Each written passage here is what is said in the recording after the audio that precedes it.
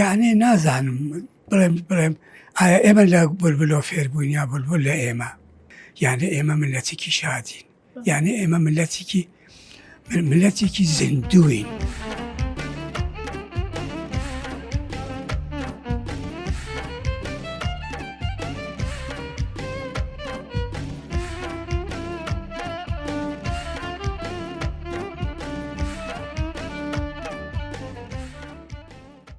مامۆستاگیان سڵاو لێبن. هەلۆ بابەجان بەخێر بیت. باشی شکر. ئەلحەمدولیلا. تەندروستی و چۆنە مامۆستا؟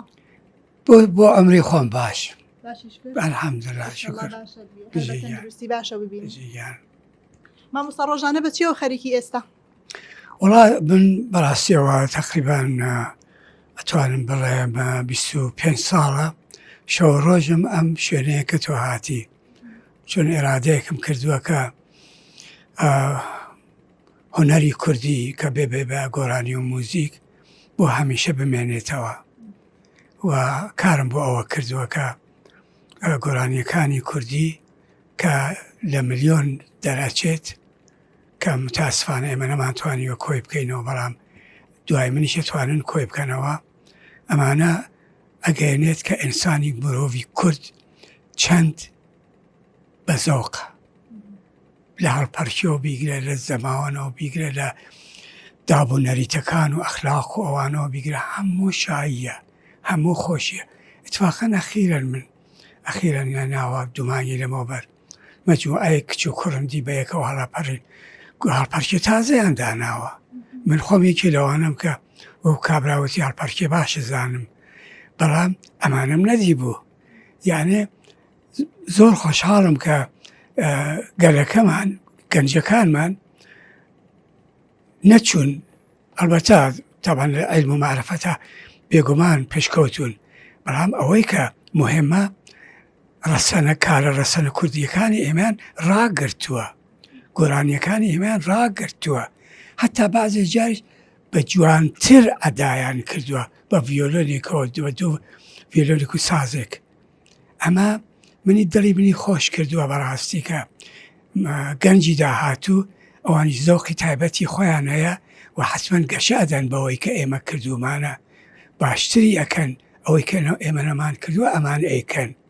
ئەمانە ئەو شتانەیە کە من زۆر دڵخۆشم بەڕاستی بە لە معناوە دڵخۆشم کە هۆنەری کوردی نافەوتێ، چون هەرۆ جۆرە کەزانن ناوناوەم لە وڵاتی ئێمە ئێران بەڵێ بەداخەوە کزی کردووە تا ڕادەیەک. مامۆستا باسی ئەرشیفی هونەری کوردیت کرد. هونەری کوردی بای ئەوە ئەرشیفی هەیە کە هیچ مەترسیە نەبێ لەسەر، یاخود بۆ گەنجەکانمان ئەرشیفێکی باشی هەیە، ترسی لە ناوچوونی نییە؟ وڵا ئێمە بەداخەوە گۆرانی بە ملیۆن هەمانە، بە ملیۆن نەکوازار، چون ئێمە هەزار و وردێک چەند هەزارێکمان هەیە لە ئەنستیتیوت. یانێ ئینسانی کورد گۆرانیت کەوت معنایەوەی کە تۆ شادیت. بولبولێکە چێتە سەردارێک ئەبینی ساعەت ها دانیشتووە بۆ خۆی گۆرانیەڵێت، گۆرانی خۆی چاشایە خۆی. یعنی نازانم بڵێم ئایا ئێمە لە بولبولۆ فێربووین یا بولبول لە ئێمە، کە تۆ کورد بیت، ئینسان بیت، لە هەر ماڵێک دەنگبێژێ گۆرانی بێژێ دەنگخۆشێک هەر پەیاکەیت، ئینسانی بەزۆق هەر پەیاکەیت، سەرڕای ئەو هەموو مەسئلە مشکلاتە کە بوومانە، ئەو هەموو ڕاونانە، ئەو هەموو زەجرانە، ئەو هەموو کەم و کەسیەکە کێشاومانە، بەڵام ئەبینین هەر هەین گۆرانیەکانمان هەیە، هیچ گەرێکیش بەقەد ئێمە گۆرانی نییە. یعنی ئێمە ملەتێکی شادین، یعنی ئێمە ملەتێکی زیندووین، بە زەوقین. ئەمە فەرقا لەو شوێنەکە ئیتر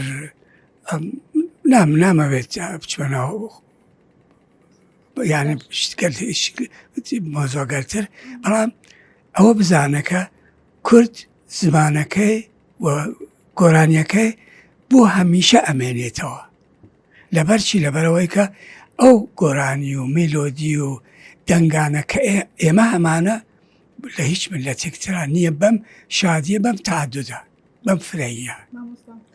جەنابە ساڵانێکی زۆرە گۆرانی و نەوتووە گۆرانەکانیش هەتا ئێستا هەر گەنجانیش گوێی لێ ئەگرن هەر بە زیندوی ماونەتەوە بیری گۆرانی وتن ناکەیت؟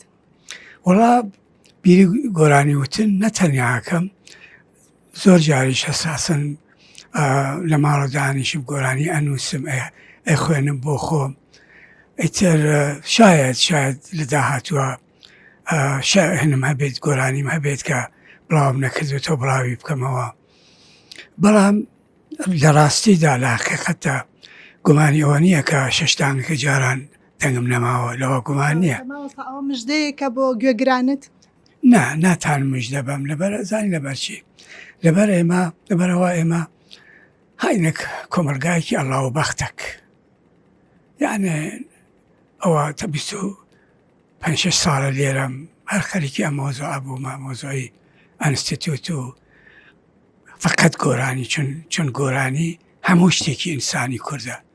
گۆرانی یعنی ئینسانی یعنی ئینسانێک کە ئینسان بێت چون گۆرانی شاعرە مێلۆدیە هەستە ئارەزووە خۆشەویستیە هەموو شتێکی جوانیەکانی خوای گەورەی تەبارەک و تەعالای تایە وەکو شوێنگەرتر نییە. سەبارەت بە هونەری ئێستا گەنجانی ئێستا کە گۆرانی ئەڵێن تا چەنە لەیان ڕازیت و ئامۆژگاری و چییە بۆیان و زیاتر گوێ لە دڵنیکی ئەگریت؟ زۆر من ڕازی مەجموعەکان کچووک و کوڕە دوو کچ و کوڕەکان ئەمانە نەتەنیا بەدڵی من بەدڵی ملەتەکەمان گۆرانی ئەڵێن و ئەمە شتگەلێکە ئینشاءالله کە ئەگەر ئیمکانات بێت ئێمە گۆرانیەکان ئێمە سادر ئەبێ چێتە دەرەوە. مثالێکە بڵێم زۆر جار تکرارم کردوتەوە گۆرانی لای ئێمە ئینسانی ئێعتیادی مەعموڵی نەخوێنەوار خەلقی ئەکات ئینسانی بە زۆق. بەڵام لە وڵاتی ئەمڕۆژی دنیا گۆرانی دائەنێن ئەی نووسنەوە نووسەر هەیە بۆ گۆرانی نووسەرش تەمان هەیە بۆ شێعرەکانی. جا لەبەرەوە ئێمە تەنیا ملەتێکین کە چیمان دیوە گۆرانیمان پێوتووە. ئێستا گۆرانی توتووە تابان ئەم گۆرانیە لەگەڵ گۆرانیکی لەگەڵ شعرەکەی ترابێتەوە ماچ نابن ئەبێتە شتێکی تازە. یانە هەمیشە ئێمە لە حاڵەتی خوڵقاندن و تازەبوو نایە گۆرانیمان لەبەرچی لەبەرەوە هەر کەسە بە کەیفی خۆی گۆرانیەڵێ بۆ دڵی خۆی بە گۆرانیەڵێ تکراری ناکاتەوە. ئەمانە ئەو نعمەتەیەکە کە ئەلحەمدولیلا کورد هەیەی و ڕۆژێکیش ئەبێت ئێمەش وەکو دنیا گۆرانی ئەبێتە سەرمایە معنەوی ئەبێتە ئەوەی کە ئینسانەکانەوان و گۆرانی بێژین و یانێ هونەرمەندن ئەقلەن قەد و قیمەتی خۆیان بزانن تا هەان لە حاڵ حەیاتە چون ئێمە بەڕاستی ئەوەی کە لای ئێمە بوو بە ناکامی ڕۆشتین مەجموعی زۆریان بە تەنگ دەستی ڕۆشتن. ئەمە ئەو شتەیە کە وتم خەفەتێک لە دڵ منە قەت ناڕوات قەت ناسوێت.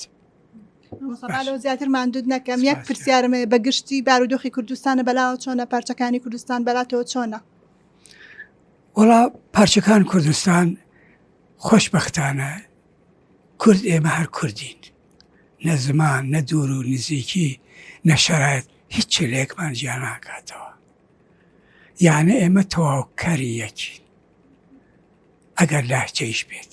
جا لەبەرەوە من زۆر خۆشحاڵم کە کورد ناتوێتەوە کە ناتوێتەوە